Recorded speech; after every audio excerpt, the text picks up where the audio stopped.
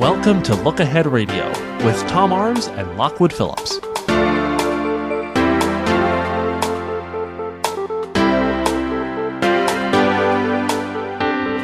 Viewpoints around the world this afternoon. We've got Tom Arms joining us, of course, from London, and I'm looking forward to a variety of topics with him. And as a matter of fact, we'll get into the issues, starting out with events here in the States and what we're hearing or what he's hearing and seeing, and what we will be hearing and seeing from the foreign press. But first, Tom, good afternoon to you. Thanks for taking the time to be with us. Good evening to you, Lockwood. And as we say, evening here. My first question is, have you all in the United Kingdom learned how to save daylight yet? We have. We're saving it now as I speak.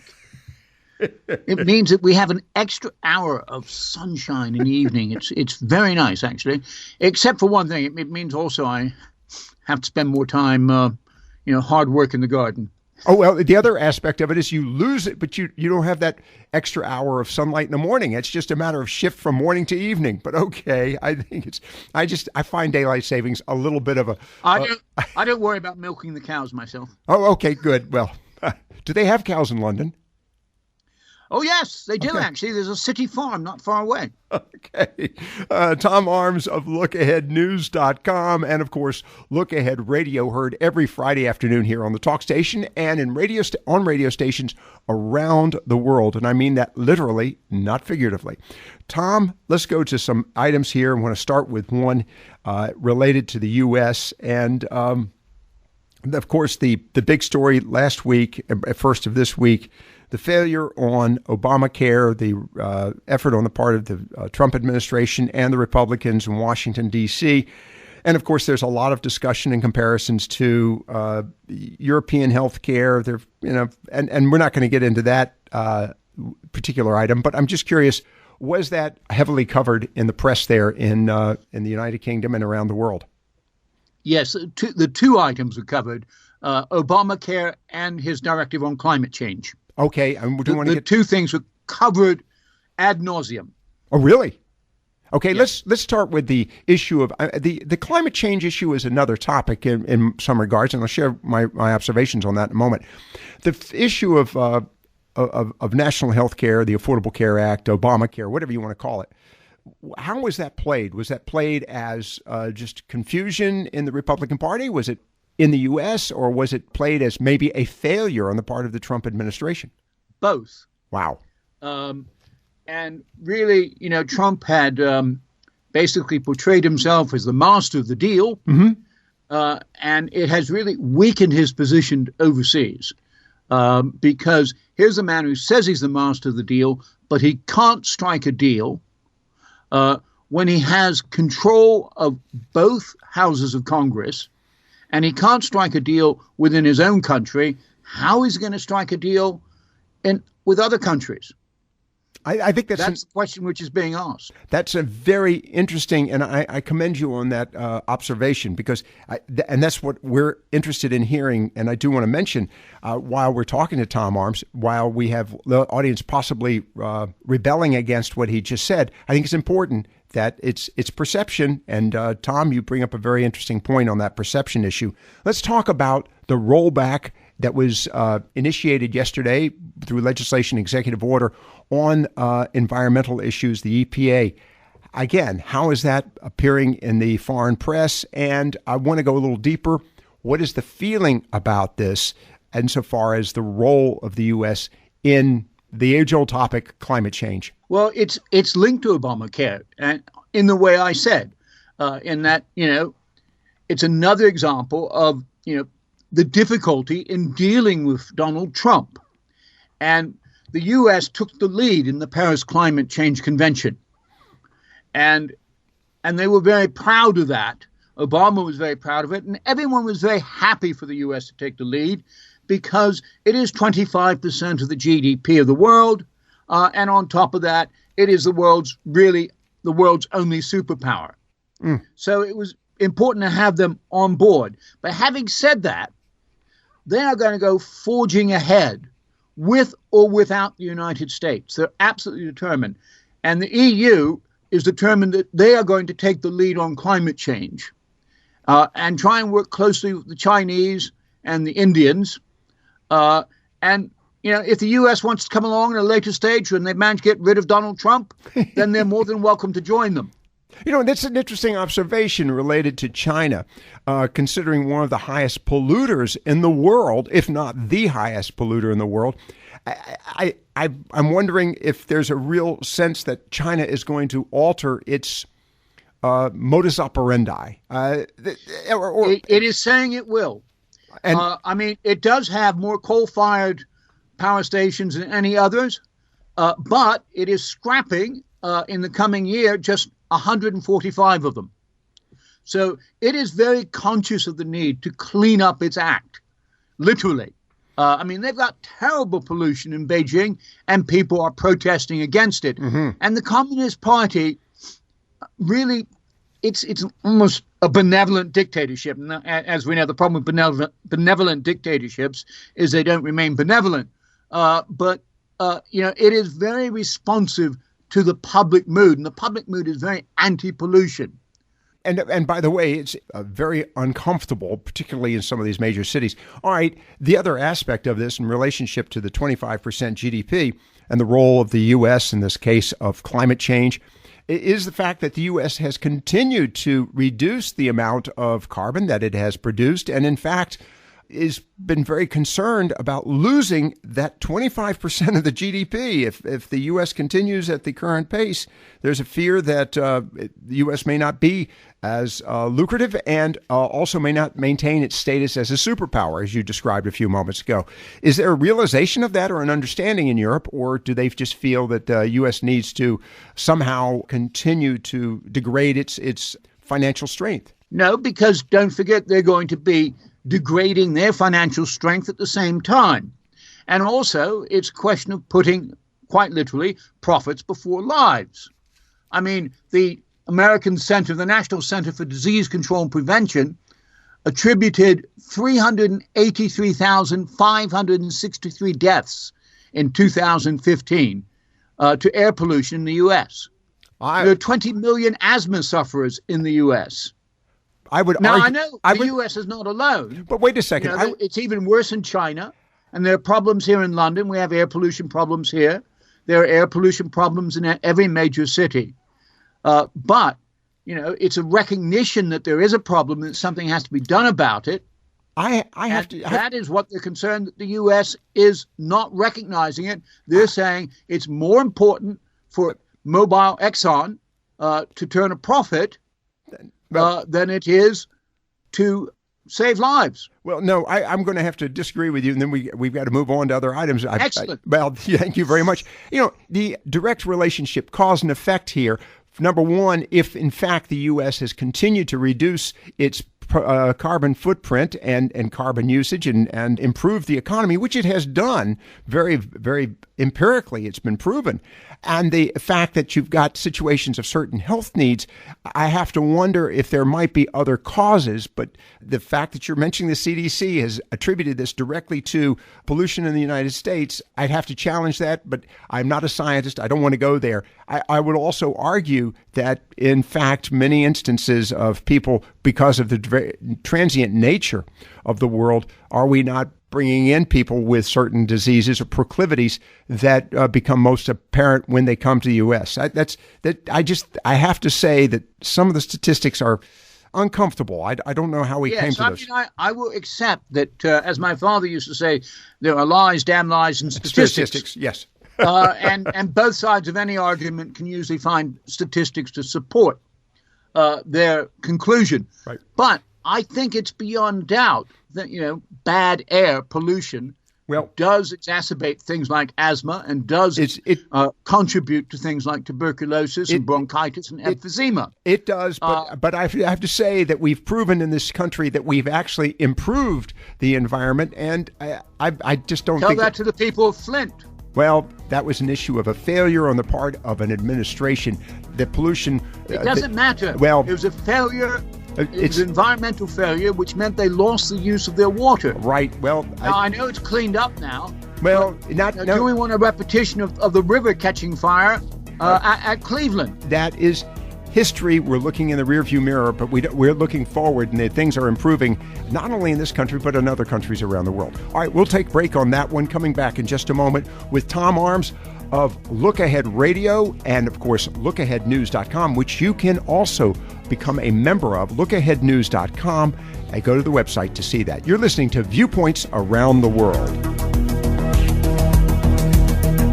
Look Ahead Radio will return in just a moment. This is Tom Arms with LookAheadNews.com's expanded world analysis for the week being the 3rd of April. Look Ahead broadcasts tomorrow's news today so that you can plan to participate. British and EU negotiators go into hyperdrive next week following Mrs May's formal triggering of Article 50. The next big date is 29 April, when EU heads of government gather to finalise the European bargaining position. In America, Donald Trump has serious bridge building to do with Chinese President Xi Jinping, who meets the president for the first time on Thursday and Friday at Trump's Florida Golf Resort. The two leaders will discuss North Korea, the South China Sea, trade disputes, and climate change. On Monday, President Trump plays host at the White House to Egyptian President Abdel Fattah al-Sisi. The two men will discuss fighting Middle East terrorism. The battle to put Neil Gorsuch on the Supreme Court bench reaches its climax on Friday, when the full Senate votes on his nomination. Democratic senators are backing the use of the filibuster to block the confirmation vote. EU foreign ministers meet in Brussels on Monday, when the focus of the discussions will be the Middle East, especially Syria, Yemen and Libya. Also at the meeting will be the Secretary-General of the Arab League, Ahmed Abul Ghatif, fresh from the Arab League summit. EU and Mexican officials will also hold trade talks on Monday. The Europeans see an opportunity to increase trade with Mexico in the wake of fraught US-Mexican relations. On the terrorist front, after decades of fighting, the Basque separatist group ETA is on Saturday due to hand over the last of its weapons. In Denmark on Friday, an extreme right-wing teenage girl goes on trial on terrorism charges. The 16-year-old is said to have made her own bombs and was planning to blow up 2 schools, including a private Jewish school in Copenhagen. The sex and bribery trial of former Italian Prime Minister Silvio Berlusconi starts on Wednesday. Berlusconi has already been found guilty of tax fraud. The latest court case involves bribery, defamation, and child prostitution. Several strikes are planned next week, including a rail strike in Britain and a bus strike in the Czech Republic. A general strike is threatened in Argentina to protest against government economic policies. On the election front, there are parliamentary elections in Gambia on Thursday, and in the Georgian region of South Ossetia on Sunday, there will be presidential elections and a referendum to change the region's name to the state of Alania. The United States and EU have condemned the referendum as illegitimate. And that was next week's News Today, so that you can plan to participate in the world around you. Stay tuned for Viewpoints Around the World with myself and Lockwood Phillips. Welcome back to Look Ahead Radio. Here is Lockwood Phillips. Viewpoints on the talk station FM 107 AM 1240. This is Viewpoints Around the World, and I just want to make mention of the fact that the broadcast you're hearing today is a podcast and heard in radio stations around the world. And thank you very much, Tom, for your time this afternoon. I want to move on to a few other items before we get into, well, the intrigues in politics in Europe and around other areas around the world. We've got about 900 U.S. troops arriving in Poland this weekend, and things have been a little testy there on the Russian front. I'll use that description. What is the impact of this, and is there some concerns? And also, let's talk about NATO in all of this. Well, yes, there are concerns. The 900 troops are part of a detachment of 4,000 total, and it's the last section of that 4,000. Each section is going to be out there for, I think, 6 to 9 months, and they're going to be rotated back to the States. It's a reaction from the Obama administration. I stress the Obama administration. It's a reaction to the Obama administration's decision that Poland and the Baltic states are under threat from Russia. They're under threat on a number of fronts. One, that Russia has been beefing up its conventional forces in its western district. 2, that it has occupied Crimea, annexed Crimea, that it has little green men, as they are called, in eastern Ukraine and is threatening Ukraine. And it has breached the Intermediate Range Nuclear Forces Treaty. and based INF nuclear missiles in the Western District and beefed up their missile base in Kaliningrad. And so the Obama administration basically has responded to that and delivered a fait accompli for the Trump administration. There's not much that Donald Trump could do if he had, at the last minute, said, whoa, let's pull them back. It really would be sending all sorts of messages. He might as well just withdraw from NATO entirely. President Trump has also been very aggressive in his relationships with Iran and China. Is this possibly seen as an extension of those other actions? In other words, that we're seeing the U.S. that's being a little bit more, well, shall we say, a little bit more forthright in its reaction to the vagaries of international bullying. It's being more forthright in the areas where it wants to be more forthright, but they're differing from the Europeans. The Europeans do not see Iran as a greater threat as the Trump administration does. They are worried about China in the South and East China Seas. That is a concern of theirs, but they are not directly threatened by China. They are directly threatened by Russia. So that is the reason for their focus on Russia, which I think is understandable.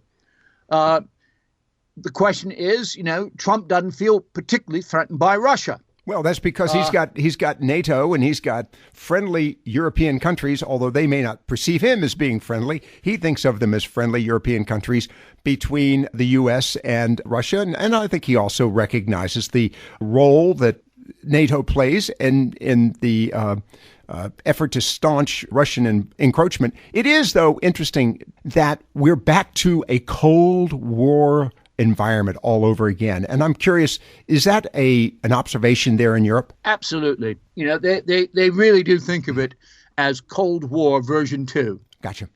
Or the second run, the rerun of Cold War. And we'll come to that. I've got on the list also for discussion tonight about the political opposition. And that's one of the reasons why they are beginning to think of it as Cold War version 2. Let's talk about because of the domestic events in Russia as well. Let's talk about that for a moment. We'll get to Brexit here in a few minutes, but let's go to that. The Russian opposition and the recent, well, I want to say opposition rallies that kind of apparently shocked the Russian administration. President Putin was a little undone by the reaction of a lot of young Russians. Am I correct on that? Absolutely. And I'll tell you the reason why he's shocked is there were tens of thousands of these Russians protesting in 90 cities. Well, I think it was 88 cities.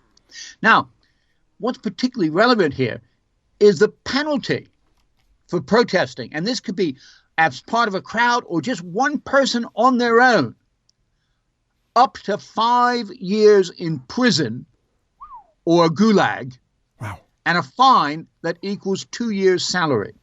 So it's tough. There is no free speech in Russia. Don't think there is. This takes me to thinking of Turkey and the circumstances there too. Are these two leaders? Well, these are people. Why are they forming alliances? Because they have common interests, common ways of doing things. They do things the same way. The Americans are good at dealing with the Europeans because we're both democratic regions, democratic countries. Right. And Arab countries get on well with other Arab countries because they're all Muslim, and that's part of being Arab, if you like. It's a big part of their social and cultural context. At the moment, Turkey, China, and Russia are getting on because they are authoritarian. And they don't like democracy. Quick question. And they say it. And they say democracy's failed. Well, so has communism, but that's another story. We're going to get to... No, but there's a difference. They're not talking about communism. They're talking about authoritarianism. That's a clean and clear distinction, and I applaud that. Again, Tom Arms with us with LookAheadNews.com and Look Ahead Radio, of course, heard around the world, literally, not figuratively speaking, but heard around the world. Tom, I'm going to get back to other issues here in just a moment. And you bring up China. We'll talk later on also about the Hong Kong election. And that's a very confusing topic for many of us. We don't understand how China has this extension, if you will, that actually operates under, well, theoretically, a different set of laws. We're going to get to that in just a moment. Do want to remind you, you are listening to Viewpoints Around the World. Look Ahead Radio will return in just a moment.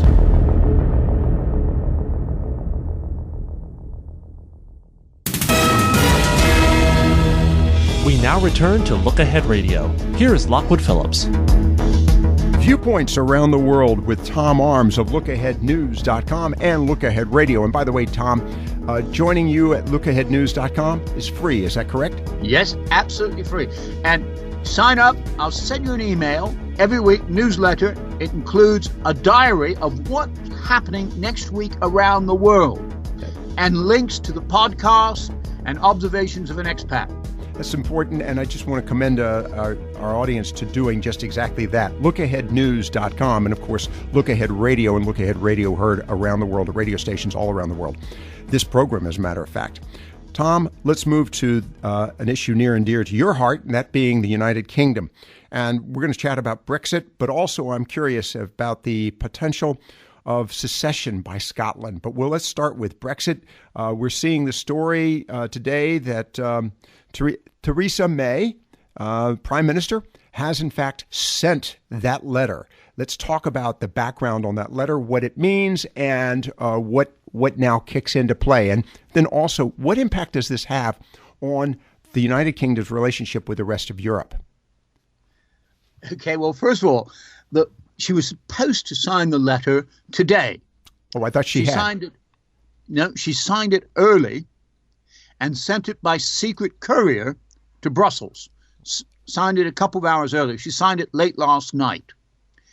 And the reason she did that was because apparently she was frightened that Remain activists, those who want to stay in Europe, would have hijacked the letter and prevented it from going out.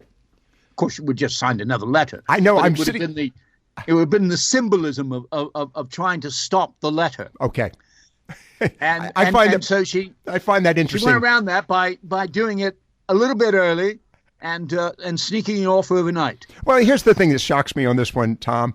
In light of modern technology and faxes and literally electronic signature, why even bother to go through the stress of actually signing a piece of paper and sending it by courier? But I commend that's what it says. That's what it says in the treaty. Okay. And it's just like a business contract. You know, it will say, you know, all notices have to be delivered by hand, or they have to be delivered by post, or something like that. You can send something electronically, but it's not valid until it's delivered by hand, as stated in the contract. Okay. That's interesting. All right. She has signed that. Now what happens? Okay. What happens now? First of all, almost as soon as he received it, the President of the Commission, Michael Tusk, issued a statement saying that he was missing you already, which I thought that was amusing. It now has to go to all of the 27 EU leaders. And so Donald Tusk will be going through what Mrs. May has said, and he will be working out the Commission response. Now, Donald Tusk is the president of the European Commission. Mm-hmm. And it then has to go to each of the other 27 EU governments. And they're having a summit on April the 29th, at which they will be discussing how to respond. And they all have to agree. And you can rest assured that there's going to be a lot of toing and froing now. Okay, no, the Poles are going to be talking to the Czechs and so forth and so on. The British ambassadors in each of those 27 countries are going to be very, very busy indeed, horse trading away to try and win support for the British position.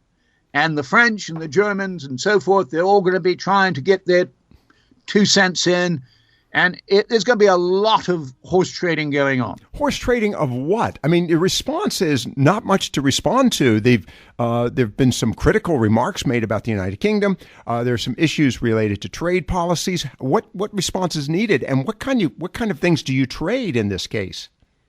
Well, I mean, just last week I told you about the nuclear deterrent. Okay. That could be one of the things which goes on the table. That Britain will formally extend its nuclear deterrent, tie itself militarily more closely to the defense of Europe than it is at the moment. Although it's very closely tied now, there are ways it can be formalized, and you can work with the French or whatever to make it even stronger. That would reassure the Europeans at a time when the American administration seems to be backing away from Europe. Okay. Now, there are lots of different things. For instance, you could do a deal whereby certain countries could get certain concessions on immigration in certain areas. There's all sorts of things to be done. It's just like horse trading in Congress.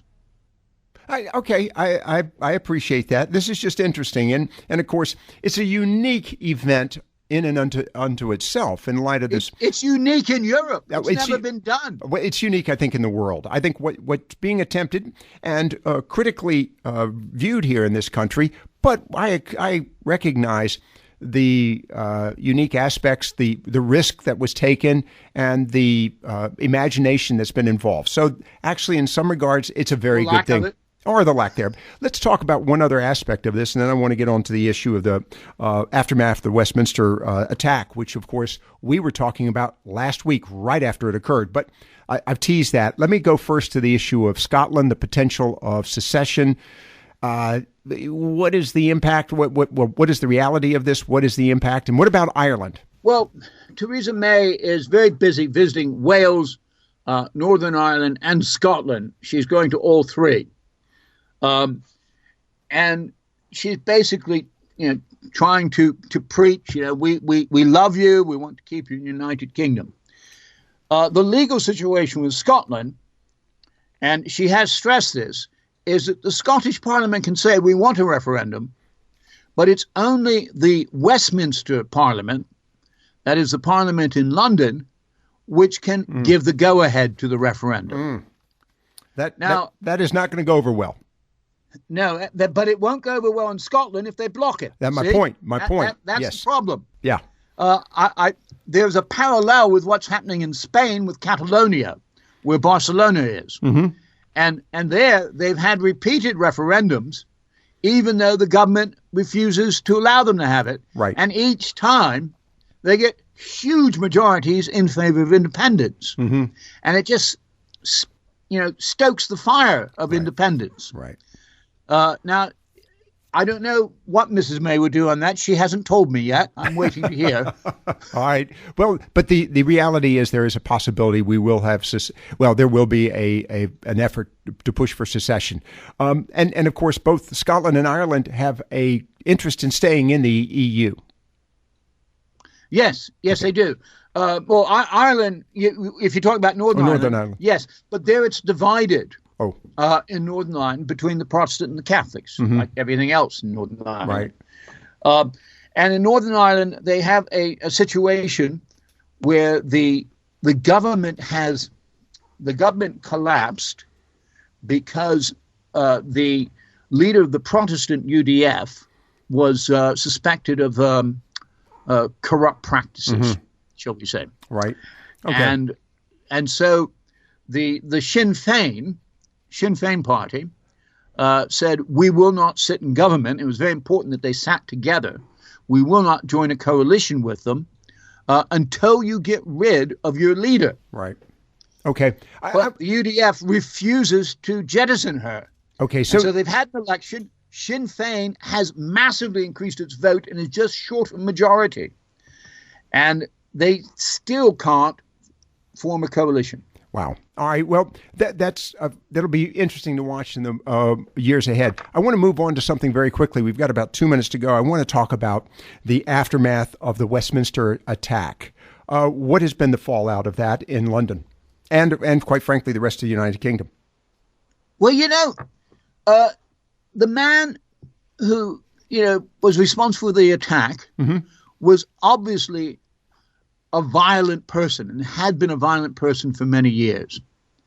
And for him, Islam, it's absolutely clear, Islam or jihadism was merely a conduit for his violence. Okay. It was a way, it was almost a way, an excuse for it. All right, but how is this playing among the populace in Britain? They don't see it as an Islamic attack. They do not.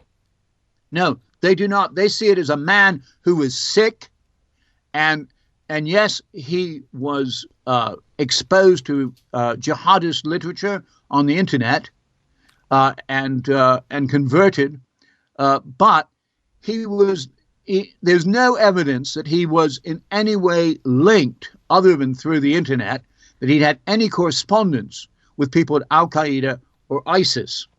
Now, having said that, the reaction is to blame Facebook, Google, Yahoo, Twitter, and people like that. And the Home Secretary, Amber Rudd, is saying, I want to sit down with all you people at Google and Facebook. We have got to figure out a way to get the terrorist messages off of social media. But wait a second. There's another social medium involved in this, and it's called Telegram, which apparently also involves, if you will, a secret message advising him and others to initiate action against civilians. You got me on that one, Lockwood. Okay, I'm sorry you did not know about this. We've been paying close attention. But in essence, it is part of that social media environment. Well, and it actually segues into your comment about the concerns. But he was certainly converted to right. jihadism via what he read on social media, and that, I think, what people here believe is the biggest problem, and that is some way we've got to bring to heel organizations like Facebook and Google, right? And so that they somehow police their own sites to keep the terrorist messages off. Wow. And the internet generally. Well, that's we've got to figure out a way to do it. That's a big pill to swallow. I don't know how you do that. All right, we're going to get back to more here in just a moment with Tom Arms of LookAheadNews.com and Look Ahead Radio. And as he mentioned earlier in the program, tomorrow's news today at LookAheadNews.com. You're listening to Viewpoints Around the World. Look Ahead Radio will return in just a moment. Observations of an Expat by Tom Arms from LookAheadNews.com. She's done it. Mrs. May has gone and linked Britain's nuclear deterrent to Brexit trade negotiations. I can honestly stick out my chest, jut out my chin and proclaim, I told you so, and I told you exclusively. All right. Mrs. May didn't actually use the N-word in her letter to the European Commission, which triggered Article 50 of the Lisbon Treaty and the start of Brexit negotiations. But in just one letter, she explicitly linked economic concessions with security issues 9 times. It requires only the smallest leaps of imagination to realize that the British Prime Minister was talking about more than exchanges of DNA databases with continental police. But be warned, the consequences of this link will be dire. Messing with the balance of strategic nuclear weapons capable of incinerating the world several times over is a dangerous policy. Mrs. May knows that, but the problem is that nuclear missiles are just about the only weapon the British have in their negotiating armoury. Their backs are against the wall. There is, of course, a question mark over whether or not the UK will be allowed to play the security card. German Chancellor Angela Merkel has made it crystal clear that she opposes negotiations on any future relationship until the terms of the divorce are settled. That means Britain has to cough up $60 billion, allow EU citizens to remain in Britain, and accept that it will no longer be part of the European single market. All this before any talks on a future relationship which may or may not involve security. This is a direct contradiction of Mrs. May's tandem approach. Assuming that Mrs. May's simultaneous approach wins the day, what are the possible repercussions? In short, tying trade to nuclear weapons is a dangerous precedent. Offering to strengthen Britain's nuclear ties to Europe weakens the American link on which European security has been based for the past 60-plus years, and it turns Britain into a mercenary nuclear state. It is an accepted truism that if a nuclear weapon state uses its nuclear weapons, it has lost the war. The weapons are the ultimate deterrent, and to be used only in that capacity. Linking the nuclear umbrella to trade concessions creates an entirely new nuclear playing field. Where does it stop? Does Britain strike a deal with Saudi Arabia and the Gulf states to protect them from Iran? The British have just reopened a permanent naval base in Bahrain. How about East Africa?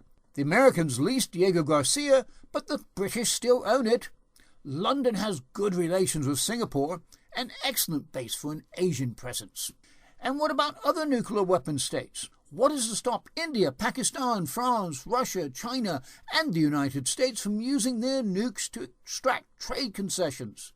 It will cost more, but the trade deals, or should I say protection money, should more than cover the costs and make a profit, adding a new and dangerous element to the problem of nuclear non-proliferation.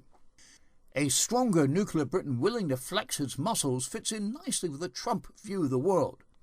During the campaign, the Donald shocked defense analysts by floating the idea that America could cut costs and commitments by supplying nuclear weapons to allies such as Japan and Saudi Arabia.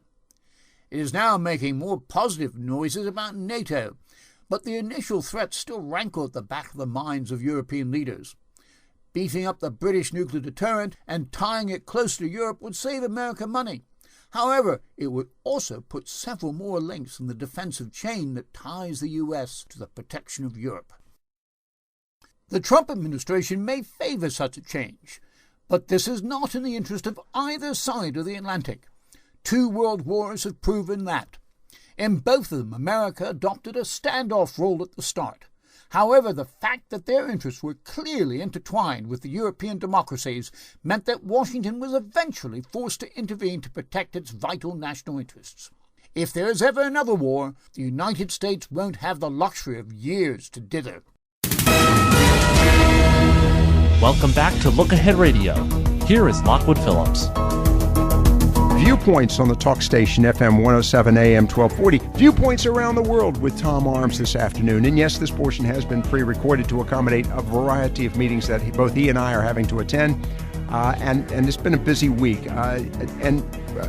Tom, I've got to chat with you about 2 items, and we'll get into something else here of a local nature. But looking at the story about CDU winning the vote in Saarland. Saarland. Tell us about that. Why is this important? And who is the CDU? They weren't expected to do as well as they did, and it sort of points to a victory in the federal elections in September. They were 11 percentage points ahead of second place, which was SPD. Now, which SPD was expected to do much better because they're sort of riding on the recent appointment of a new leader. They're having a sort of honeymoon period. But wait a second. Which country are we talking about here? Oh, Germany. Germany. Yes, I just wanted to get into that. Germany. Sorry. And what impact will this have on Chancellor Merkel's election? Well, if it's indicative of the national vote, then it means that she should have an easy job being reelected when they have the elections in the autumn. Okay. However, I will add a caveat there, and that is that there are only 800,000 voters in Saarland out of 61.5 million nationally. Right. So it's a very small selection. But coming up on Look Ahead on the 7th of May is Schleswig-Holstein with 2.3 million voters. And then on the 14th of May, there are elections in North Rhine-Westphalia with 13 million. Okay, those are elections to watch very carefully. To determine the future of Germany. That'll be interesting. All right, we've got 2 other items to wrap up before we close the program out. Possible trouble in Hong Kong, another election there. Carrie Lam, if you could, in about a minute, tell us about that. Yeah, well, more of a selection than an election. Yeah. by the Chinese, by the way. They had an election committee, which is almost entirely appointed by Beijing. Yeah, Communist Chinese. And not surprisingly, they overwhelmingly voted to appoint Carrie Lam, who was anti-pro-democracy. Right. And so the pro-democracy people are a bit upset. And it's interesting to note that in a way, they had all the trappings of an election. You know, they had debates, they had television, they had opinion polls. And she was trailing badly in all the opinion polls. Mm-hmm. But Beijing said, nope, we got to have our person in. And I think you could really have some problems between her and the young people who are really concerned that what's going to happen in 2047 when the transitional period ends. And China then is supposed to absorb Hong Kong. Yeah, this is going to be interesting, and it is a confusing relationship. We don't have enough time to talk about that today, but I think it's worth talking about at some point in light of the fact that Hong Kong was originally a British protectorate, no longer. No, a colony. A crown colony. Crown colony. I apologize. You're correct. I apologize. But that's an important part of history. I've got two other items I want to touch on very quickly. One, I'm going to lead with first in the United States. We've been seeing a lot of stories about driverless automobiles, and I'm wondering, is there any interest in Europe either in the possibility of driverless automobiles, or is it being covered in any way, shape, or form? Just a quick question. Oh, yes. Every time a driverless automobile or car crashes, it hits the headlines here. We don't have any here. Okay. We like to let the stupid Yanks get on with killing themselves. Thank you very much for testing it, ironing out all the glitches. Thank you very much for that. That when they're ironed out, we can have them over here. Thank you for that compliment. But let's take one other item. We'll wrap it up with this. You'll appreciate how I segued into this. Elderly Japanese drivers receive funeral discounts if they surrender their licenses? Absolutely. They get 15% off the cost of burial. Well, if they're not driving, they may 70. You have to be 70. They apparently they're having a real problem with a massive rise in because people are living longer. Right. Obviously, that elderly people younger people aren't living as long because they're being killed off by elderly car drivers in Japan. Maybe, I hope you appreciate the connection there. Maybe they need the driverless automobiles in Japan. And the second thing I find it interesting, it's a little morbid. We're going to facilitate your final departure if you'll just give up your driver's license. I find that very Japanese. Very Japanese. Tom Arms of LookAheadNews.com and Look Ahead Radio. Fascinating story. Tom, as always, thank you for being with us. Look Ahead Radio is a production of the Talk Station.